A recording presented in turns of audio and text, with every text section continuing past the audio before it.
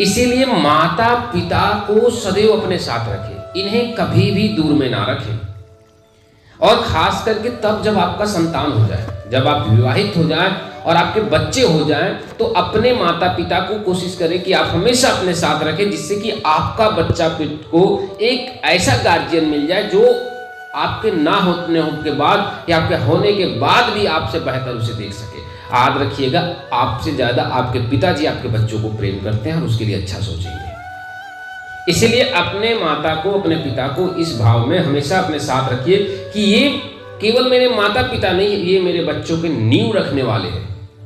कभी कभी हम सोचते हैं कि शहर में 2 लोगों को रखेंगे तो खर्चा बढ़ जाएगा, शहर का खर्चा बहुत है। आप स्वयं सोचिए, एक बच्चे को सही जिंदगी देने के लिए बड़े बड़े स्कूलों में 10-10 लाख रुपए तक सालाना खर्चा करने की क्षमता रखते हैं, लेकिन 10,000 रुपये 5,000 रुपये एक्स्ट्रा खर्चा हो जाए, अधिक खर्चा हो जाए, इसके लिए माता पिता को गाँव में छोड़ देते हैं।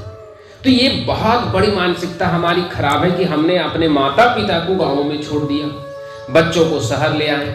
बच्चों को तो हम हर कुछ सिखा रहे हैं, लेकिन राम नाम का जो सीख मिलता वो माता पिता से मिलता।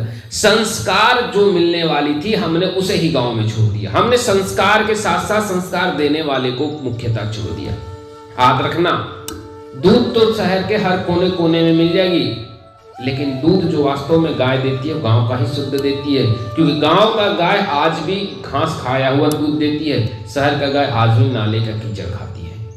ये बात आप शहरों में नोट कर लेना कि जितनी गायें पलती है वो कचड़े और चुन चुन करके खाता। ये बात भी सही है कि हमारे घरों में भी एक नियम हुए है कि जब हमारे बच्चों को कथाएं जो सुनाई जाती, धार्मिक कथाएं, राम कथा, हनुमान कथा, श्याम कथा, ये कथाएं माता पिता नहीं सुना पाते। पिता तो नौकरी वाला है, माँ घर में व्यस्त है। ये कहानियां बुजुर्ग बड़ा सुनाती है। मैंने देखा गाँव में कि अक्सर बुजुर्ग महिलाएं, मैं जब नाना जी के साथ बैठता था तो मुझे अक्सर महाराणा प्रताप, राम जी, छत्रपति शिवाजी की कहानियां सुनाया करते थे। तो ये जो कहानियां होती है ना, ये बुजुर्ग वे लोग सुनाते हैं, ये बुजुर्गों का कार्य है। तो और आपने क्या किया, उसके दादा दादी को घर में छोड़ दिया। जो व्यक्ति उसे सही चीज सिखा सकता था, आपने उसे साथ लेके नहीं गया। तो बच्चे का पहला एक कारण ये भी है कि हमारे बच्चे इसलिए बिगड़ रहे हैं कि हमने अपने माता पिता को गांव में और अपने बच्चे को शहर में रख लिया। शहर की सारी बुराइयां उसके अंदर आ रही है और गांव की अच्छाइयां हमने गांव में ही छोड़ दी। अगर मेरे माता पिता शहर में मेरे साथ होते तो मेरे बच्चों को क्या कहते कि बेटा बड़ा होगा चोरी मत करना, बेईमानी मत करना, झूठ मत बोलना, दारू मत पीना, गुटखा मत खाना। ये चीजें कौन बोलता?